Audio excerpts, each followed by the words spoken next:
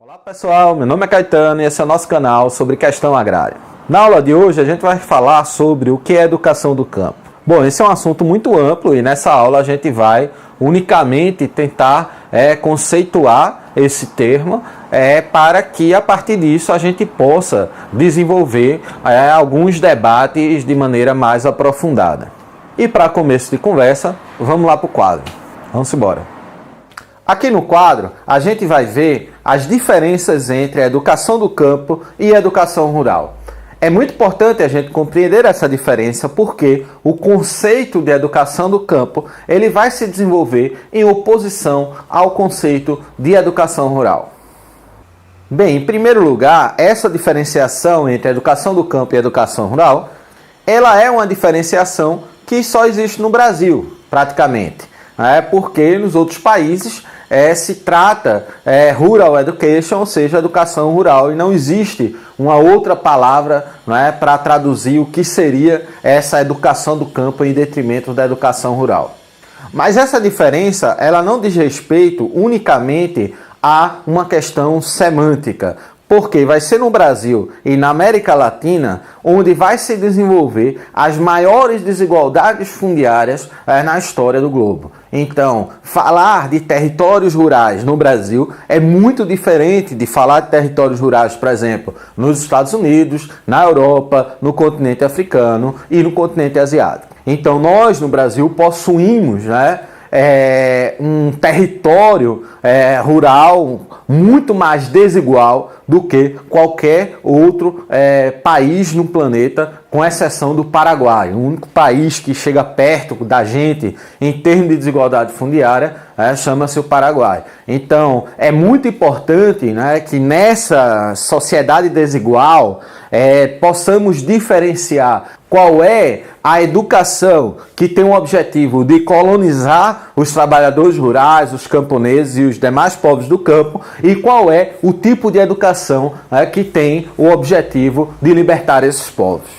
E a primeira diferenciação que a gente vai ter em relação à educação rural e à educação do campo é justamente essa. Ou seja, a educação rural, ela nasce a partir de uma visão paternalista da educação. O que é que isso quer dizer? Quer dizer que nasce naquela lógica, de que o senhor de terras, o coronel, vai lá e monta aquela escolinha no meio rural para que ensinar aqueles filhos dos moradores, os camponeses, os trabalhadores rurais da sua fazenda, dentro daquela visão lúdica que se teve durante muito tempo dessa educação rural, de um lugar onde uma professora que quase não sabe ler e escrever vai ensinar as crianças a também quase não saber ler e escrever. Então, o paternalismo, ele tem a ver muito mais do que essa coisa da caridade, O paternalismo, ele faz parte de um sistema de pensamento que tem a ver com a dominação do coronelismo. O que é que quer dizer isso? Quer dizer que o coronelismo, como a gente já falou em vídeos anteriores, por isso que é muito importante a gente estar sempre tentando ver os contextos históricos da educação do campo, mas o coronelismo ele é um sistema político em que, em nível de disputa local, todo o poder ele está centrado nessa figura do coronel. Que ele vai disputar com outras famílias de latifundiários, outras famílias de coronéis, mas a sua relação com os trabalhadores, com os moradores, com os camponeses, ela é uma relação de dominação total e absoluta. Só que o coronel, ao mesmo tempo, ele não podia simplesmente expulsar todo mundo da sua terra, porque ele necessitava de mão de obra junto da sua terra. E é a partir disso que vai se inventar um sistema de dominação que vai ser colocado o coronel como um cara bondoso, como o painho, o pai daqueles camponeses, o pai daqueles moradores, E esse sistema de subserviência, né, que vai agradar aquele trabalhador rural que é mais fiel ao coronel, ou aquele camponês que é mais fiel, ou aquele músico que é mais fiel àquele coronel, esse sistema ele faz parte do próprio coronelismo e durante muito tempo ele também fez parte do sistema formal de ensino nos territórios do campo.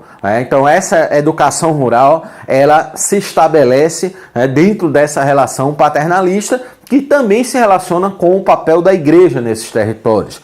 Porque durante muito tempo a Igreja Católica ela teve uma aliança tácita em nível local com esse poder dos coronéis. Então, essas experiências educacionais, né, montadas sem muito aval do Estado, sem muita política pública, que permeou as primeiras escolas do campo do período republicano, ela estava recheada dessa ideia do paternalismo.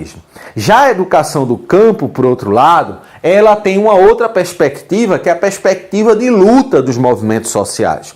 Que é a perspectiva de luta das comunidades rurais, dos territórios rurais, dos pequenos agricultores, dos ribeirinhos, dos indígenas e dos quilombolas. Então, é uma outra perspectiva quando aquele território, aqueles trabalhadores organizados vão exigir do Estado um direito que é o direito de ter uma educação de qualidade. Então a educação do campo ela nasce nessa perspectiva, que é uma perspectiva transformadora e libertadora, ao contrário da educação rural, que tem essa perspectiva colonizadora. Um outro aspecto que vai ser estabelecido pela educação rural, principalmente no período militar, que de certa forma vai até superar essa visão paternalista de educação do campo, é o viés produtivista da educação rural.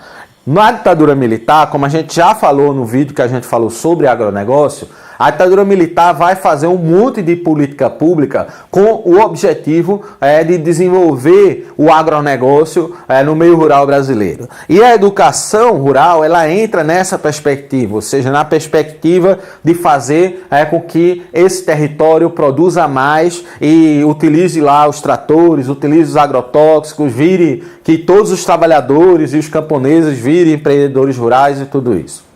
E qual é o problema dessa perspectiva? O problema dessa perspectiva é que a gente não pode resumir os territórios do campo unicamente sobre o viés da produção.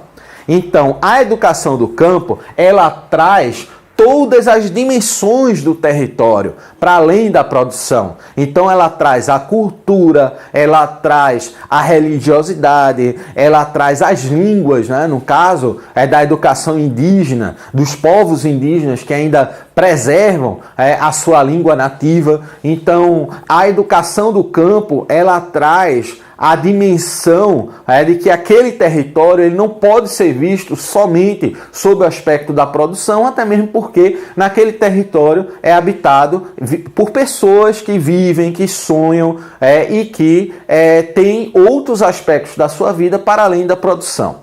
Tá? E além disso, quando a gente foca unicamente na produção, a gente tem também uma outra disputa entre a educação rural e a educação do campo, já que a educação rural, a ideia de produção para a educação rural é a produção para o agronegócio e a ideia de produção para a educação do campo é a produção para a agroecologia, para a agricultura tradicional, a agricultura indígena, a agricultura quilombola, para as atividades extrativistas dos povos da natureza, para os pescadores.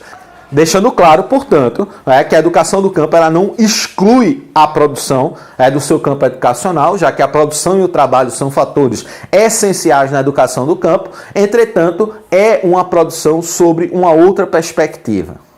Bom, gente, além de se constituir como um conceito em oposição à educação rural, é importante que a gente tenha em mente algumas observações quando a gente se trata de educação do campo. Em primeiro lugar, esse termo, educação do campo, ele nasce a partir do setor de educação do Movimento dos Trabalhadores Rurais Sem Terra.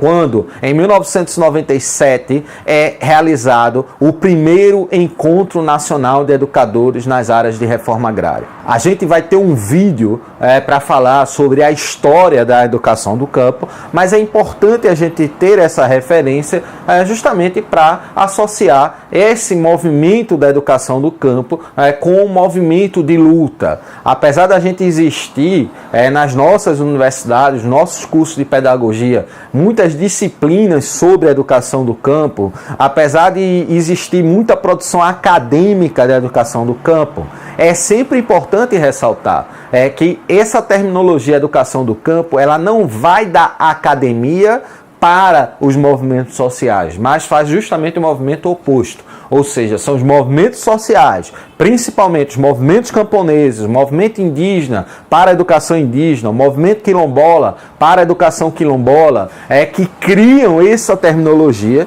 e a gente, na universidade, se apropria dela para fazer e desenvolver as nossas disciplinas e os nossos trabalhos acadêmicos. O segundo ponto que eu quero ressaltar aqui é que a educação do campo, ela é um dos principais pilares de luta de todos os povos do campo.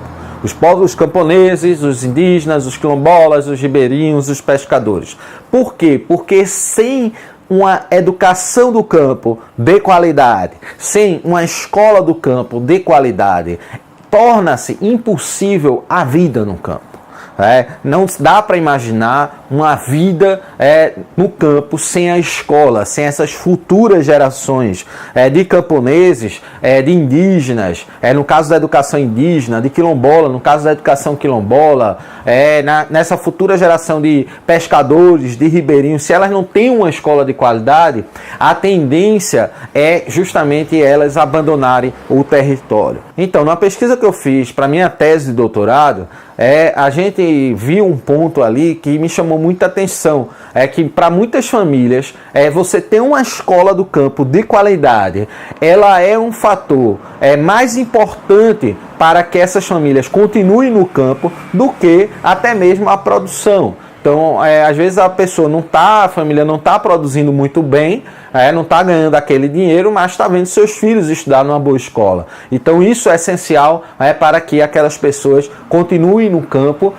e, portanto, a educação do campo ela é essencial para a perpetuação da vida no campo. E é por isso que o segundo Encontro Nacional de Educadores e Educadoras das áreas de reforma agrária, que foi realizado no ano de 2015, tem como principal lema o não fechamento das escolas do campo. Porque várias escolas do campo foram fechadas nos últimos anos dentro daquela perspectiva de nucleação ou dentro daquela perspectiva neoliberal de cortar investimento onde o povo mais precisa, que é a educação.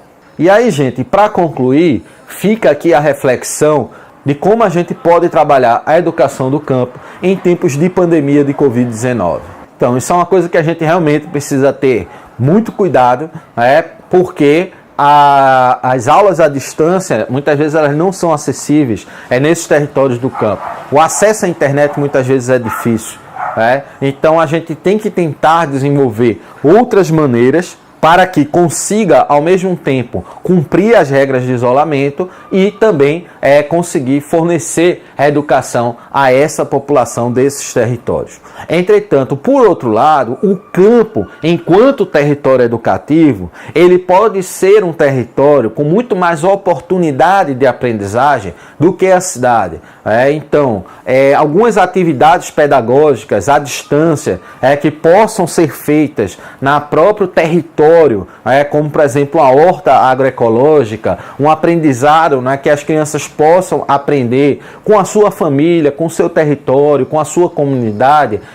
Então, nesse sentido, a educação do campo ela tem uma vantagem em relação à educação da cidade, por ele ter um território muito mais educativo do que os territórios urbanos. Bom, mas isso já é um assunto para que a gente faça um outro vídeo, tá bem? E eu encerro por aqui. Espero que vocês tenham gostado desse vídeo, tá? E deixe aí suas críticas, suas dúvidas nos comentários. E se puder também, dá uma curtida no vídeo e se inscreve no canal. Um grande abraço e até a próxima quarta-feira.